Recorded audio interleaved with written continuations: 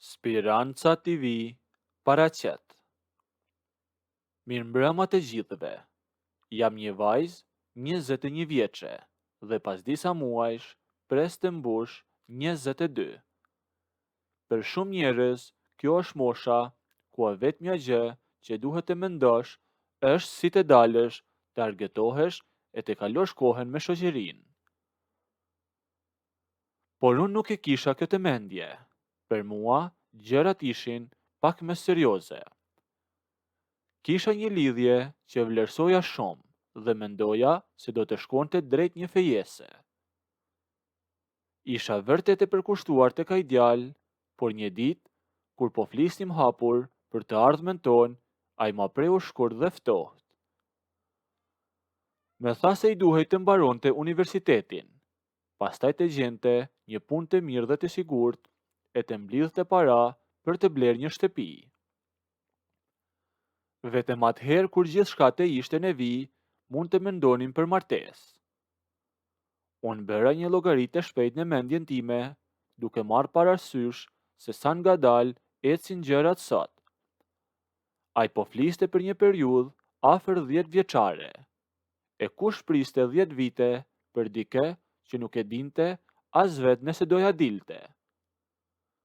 U zhgënjeva pa mas, e pash qartë që djemt të moshës ime, apo edhe ato 25 apo 30 vjeç, ishin ende të papjekur, të vendosur, ose thjesht donin shumë kohë për të krijuar një jetë të qëndrueshme.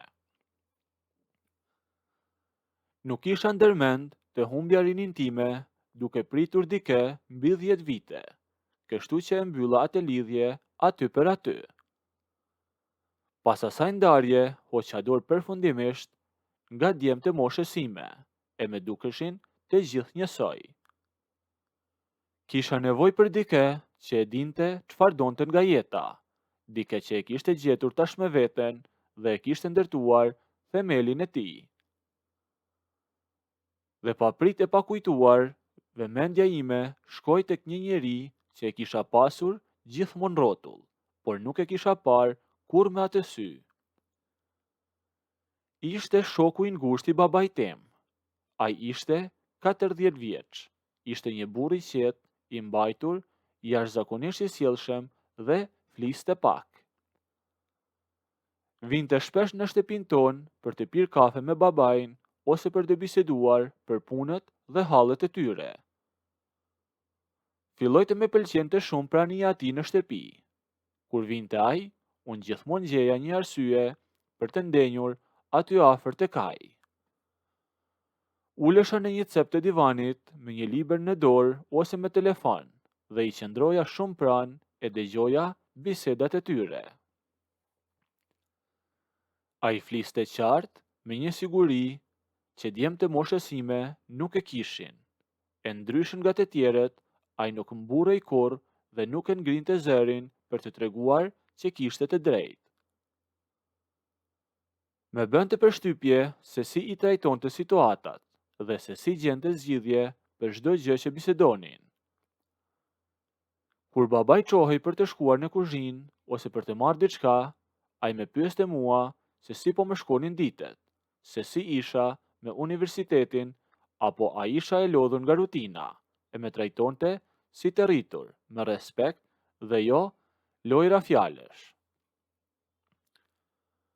Por unë nisa t'i bëja ca kurthe të vogla, shumë të lehta që ai as nuk i kuptonte fare.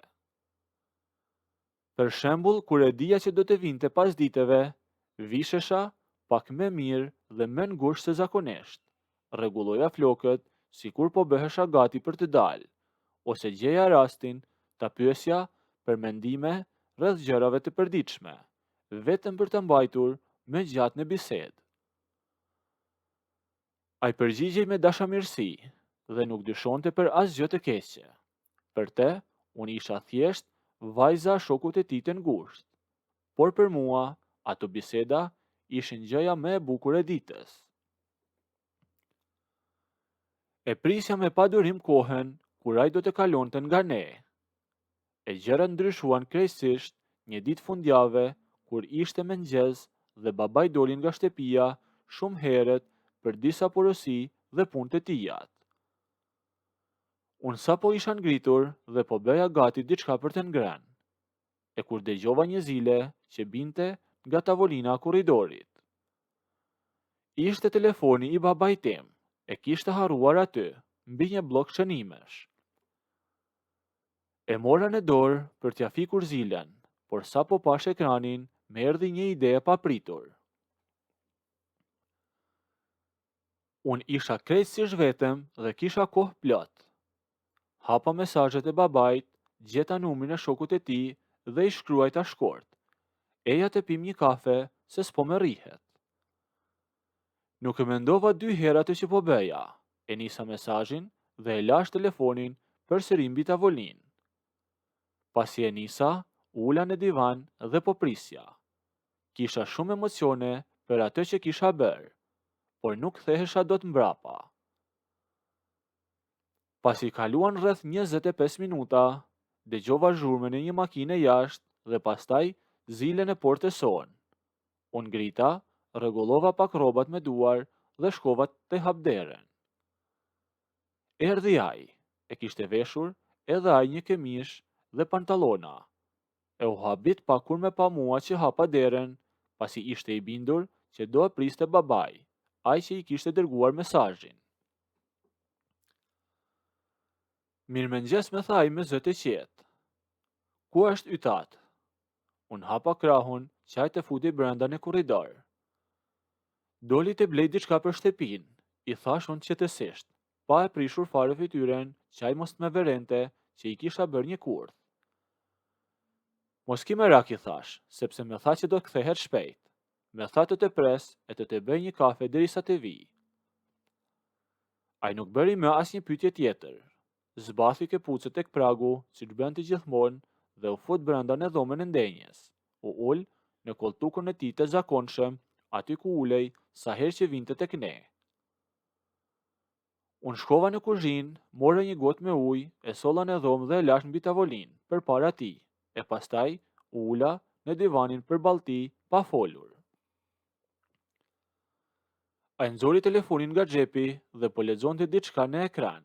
Shtëpia ishte krejtësisht e heshtur, ishim vetëm e nuk dëgjohej asnjë zhurmë tjetër. Unë e shikoja nga vendi ku isha ulur. Kisha kaq shumë kohë që e prisja një moment si ky, ku të ishim vetëm për vetëm, pa babain që hynte e dilte nga dhoma ose që ndërhynte në bisedë. Unë ngritat nga divani, ai nuk e ngriti kokën nga telefoni, e me siguri mendoj se unë po shkoja në kuzhinë për të bërë kafen, por unë nuk shkova atje. Dola përpara tavolines dhe u ofrova direkt te koltuku i tij. Kur me pa që ju ofrova, ai uli telefonin. Para sa ai të fliste, apo të me pyeste se çfarë doja, unë ula pranë tij në cep të koltukut, u zgjata dhe fillova ta puthja direkt në buzë. Ishte një veprim shumë i befasishëm. Ai ngriu aty ku ishte. Nuk reagoj fare në ato sekundat e para, e unë u tërhoqa pak mbrapa. Ai me pa i habitur, e fytyra ati kishte një pamje të torollisur, e me tha, çfarë bën kështu? Mos vjen baba yt e na gjen kështu. Ai e tha këtë pasi ishte i friksuar nga situata, e ai e respektonte shumë babain tim dhe nuk donte të kishte asnjë mosmarrveshje me te. Por unë me kapi një e qeshur. Nuk vjen, i thash. Nuk ka shkuar të blej asgjë, e kanë thirrur nga puna që heret në mëngjes për të punuar jashtë orarit. Ndodhi një defekt atje e nuk kthehet edhe disa orë. Ai thjesht ka harruar telefonin në shtëpi e unë të shkruajta, e jo ai, i tregova unë. Ai më dëgjoi me vëmendje, duke parë që unë isha aqet dhe nuk kisha fare fryg, fytyra e tij u lirua. Tensioni që kishte në fillim i iku me një herë. Ai lëshoi telefonin nga dora dhe e la mbi koltuk pranë tij, e hapi gojen dhe deshi të thoshte diçka. Me siguri po bëhej gati të më thoshte, mendoja edhe një herë këtë që bën, siç bëjnë zakonisht burrat asaj moshe kur përballen me vajza si puna ime. Por unë nuk e lash të përfundonte fjalinë. U ofrova përsëri dhe i putha buzët.